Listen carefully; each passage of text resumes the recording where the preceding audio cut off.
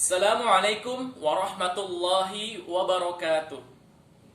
Puji syukur kita ucapkan kepada Tuhan Yang Maha Esa, karena berkat-Nya lah kita masih bisa mengikuti proses pembelajaran di sekolah kita masing-masing. Sebelum saya memasuki materi pidato saya pada hari ini, saya mau tahu nih kabar teman-teman gimana? Gimana teman-teman? Saya harap semuanya dalam keadaan sehat walafiat ya. Amin. Sekali lagi, saya ingin menyampaikan sebuah pantun yang berkenaan dengan judul pidato saya pada hari ini. Kota tua, kota Kediri, sampai sekarang bahkan sudah tua, masih saja ada orang yang memikirkan dirinya sendiri. Ya, jadi judul pidato saya pada kali ini ialah bijaksana dalam bertindak di era new normal, khususnya sebagai seorang pelajar. Mungkin ada beberapa pihak yang tidak patuh kepada pemerintah, tidak taat kepada protokol kesehatan, seenaknya saja keluyuran dengan urusan politis dan kelompok mereka tanpa memikirkan sebab dan akibat apa dari kegiatan yang mereka lakukan tersebut. Sedangkan teman-teman kita, para petugas medis, di sana telah berjuang mati-matian untuk merawat para pasien COVID. Tidakkah kita kasihan kepada mereka? Harusnya kita kasihan dan mematuhi protokol kesehatan sehingga memudahkan pekerjaan mereka sebagai petugas medis. Namun, jangan karena hal itu kita merasa, sudahlah, banyak juga orang yang keluyuran di sana, gak perlu terlalu taat pada aturan. Perintahnya saja tidak tegas. Jangan seperti itu. Janganlah kita kendor dan janganlah kita mudah terpengaruh oleh omongan orang lain.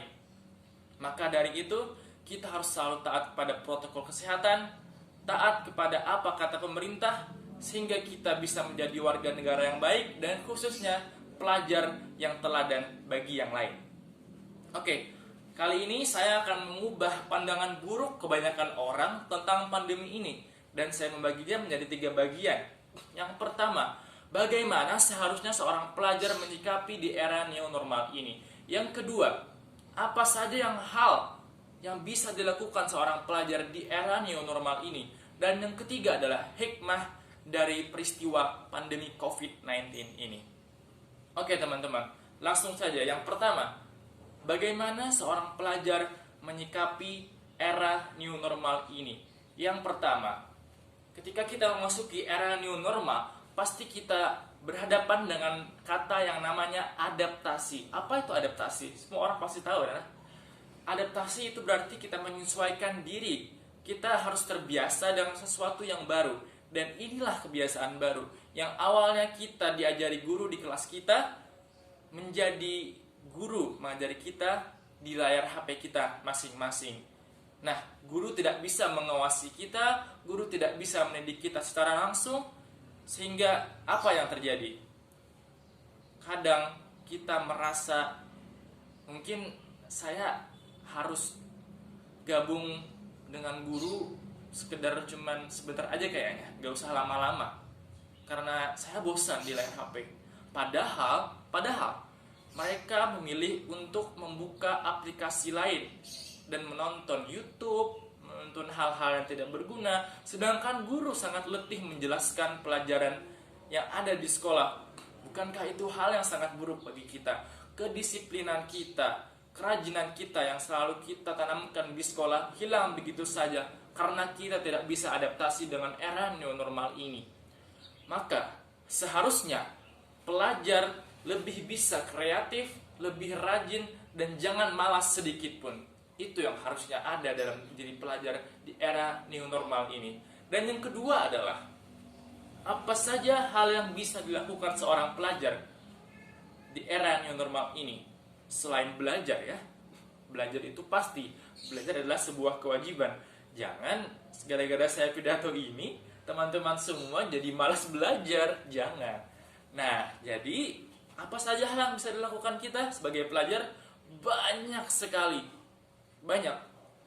Platform belajar ada YouTube, ada Google, ada internet. Banyak lagi. Bahkan dengan ibu kita sendiri saja kita bisa belajar hal baru. Contohnya apa? Contohnya saya sendiri. Saya belajar beberapa masakan baru dari ibu saya. Sehingga kalau saya lapar, saya tinggal masak saja masakan yang biasanya dimasakan oleh ibu kepada saya. Itu banyak sekali hal yang kita bisa lakukan. Seperti di YouTube lagi, kita bisa belajar editing, kita bisa belajar macam-macam hal di sana, belajar bahasa asing, banyak sekali. Namun kesalahan para pelajar ialah sering terdistraksi atau terkecoh oleh hal-hal lain yang kurang bermanfaat, seperti menonton gosip, berita-berita hoax, dan macam-macamnya. Itu harusnya kita singkirkan dan kita ganti dengan hal-hal yang bermanfaat, dan untuk belajar hal yang baru, mencari hobi baru, dan mencoba hal-hal yang baru. Itu yang kedua. Nah, yang ketiga, yang terakhir, apa hikmah dari pandemi ini? Orang-orang pasti bilang, enak saja ngomong hikmah-hikmah. Kami di sini orang miskin sangat kesusahan. Iya, saya tentu sangat merasa kasihan dan merasa sangat minta maaf karena saya harus mengucapkan ini. Banyak sekali orang sensitif di luar sana. Mereka tidak bisa mendengar kata apapun karena perut mereka lapar. Iya kan? Wajar saja. Namun saya di sini ingin menyampaikan apa sih hikmah yang bisa kita ambil dari pandemi ini? Yang pertama ialah kita jadi sadar akan pentingnya menjaga kebersihan diri kita. Dengan rajin mencuci tangan, dengan rajin menggunakan masker ketika bepergian, dan juga yang terakhir menjaga jarak normal dengan orang lain. Nah, ada orang yang memang disiplin sebelum ada pandemi ini. Mereka selalu mencuci tangan, memakai masker, dan selalu menjaga kebersihan alat-alat makan misalnya. Nah, sedangkan kita, orang yang terbiasa berperilaku kurang sehat, seperti sebelum makan tidak mencuci tangan. Nah, karena pandemi ini, kita diajarkan untuk terbiasa dengan yang namanya bersih dalam segala hal. Agama kita saja, semua agama saya pikir, mengajarkan yang namanya kebersihan diri. Itu. Dan yang kedua, kita menjadi lebih peka kepada orang lain. Kita lebih paham dengan perasaan orang lain. Ketika orang lain mengalami kesedihan, kita tidak bisa saja langsung menyampaikan sesuatu nasihat ataupun saran. Mereka pasti akan menolaknya dan tidak akan menerima saran yang kita sampaikan tersebut. Nah, itu yang kedua. Nah, yang ketiga apa? Yang ketiga, kita menjadi lebih bersyukur, lebih menerima apa yang kita punya. Orang-orang di luar sana banyak yang kesusahan, sedangkan kita masih bisa ikut pembelajaran di sekolah. Kita masih punya HP sendiri, sedangkan orang lain di luar sana, ada yang orang tuanya rela bekerja sampai malam hanya untuk membelikan anaknya gadget untuk sekolah. Maka dari itu, kita harus lebih banyak bersyukur kepada Tuhan Yang Maha Esa. Itu teman-teman, 3 poin yang saya sampaikan pada hari ini. Maka dari itu, fokuslah mengejar cita-cita kita untuk menjadi generasi muda dengan masa depan yang luar biasa untuk Indonesia lebih maju. Saya kira itu pidato saya pada hari ini. Teruskan perjuangan para pahlawan kita yang dulu.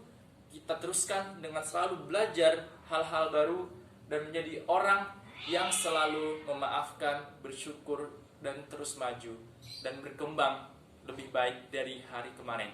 Terima kasih, saya Azharin Rasufi. Wassalamualaikum warahmatullahi wabarakatuh.